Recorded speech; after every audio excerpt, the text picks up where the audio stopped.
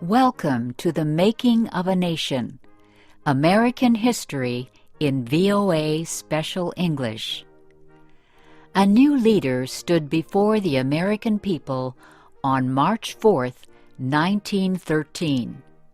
He was Woodrow Wilson, the 28th President of the United States. Wilson belonged to the Democratic Party.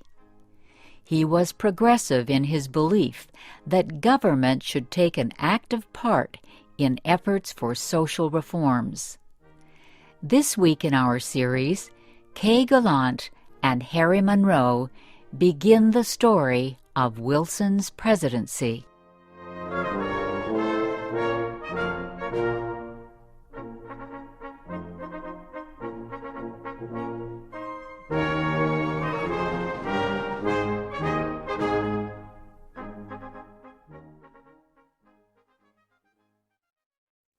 Woodrow Wilson had spent most of his life at Princeton University. First, he was a professor. Then he was university president. Next, Wilson was elected governor of the state of New Jersey. His early success as governor made him a leading candidate for the Democratic presidential nomination in 1912. Wilson traveled widely around the country during the campaign. He made speeches to many groups. He tried to make himself and his ideas known to as many Americans as possible. Wilson called his program the New Freedom. One of his campaign promises was to fight for better conditions for America's small business owners. Such proposals helped him win the Democratic nomination for president. Then he defeated President William Howard Taft and former President Theodore Roosevelt in the election.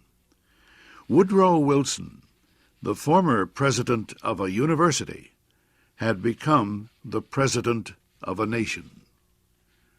The largest crowd in Washington, D.C.'s history welcomed Wilson outside the Capitol building on the day of his inauguration. He called on the American people to join him in making the country a better place. "Our duty," Wilson said, "is to correct the evil without hurting the good. I call all honest men, all patriotic, all forward-looking men to my side."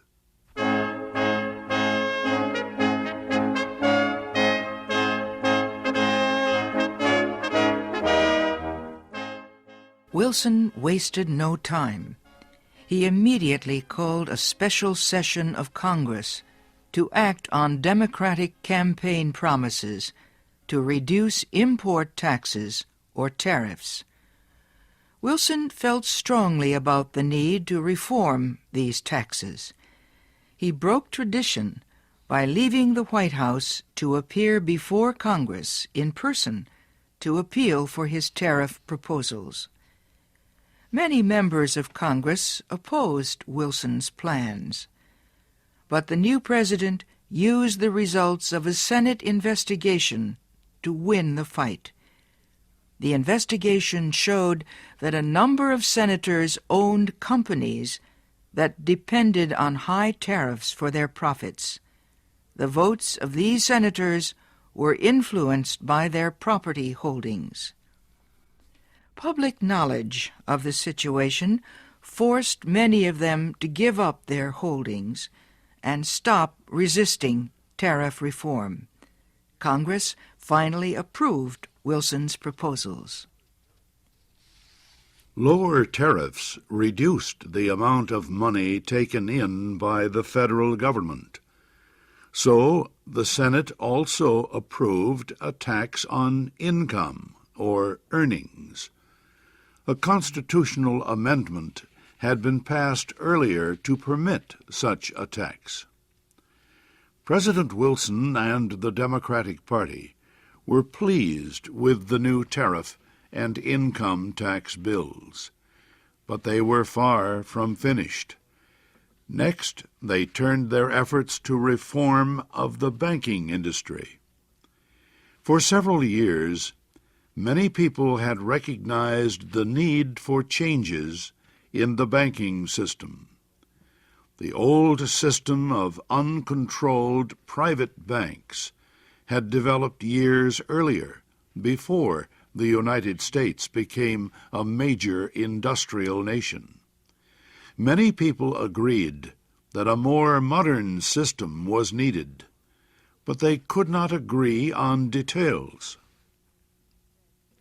President Wilson said control of the nation's wealth was held by too few men. He noted a report that said just 2 men controlled 10% of the total wealth of the United States.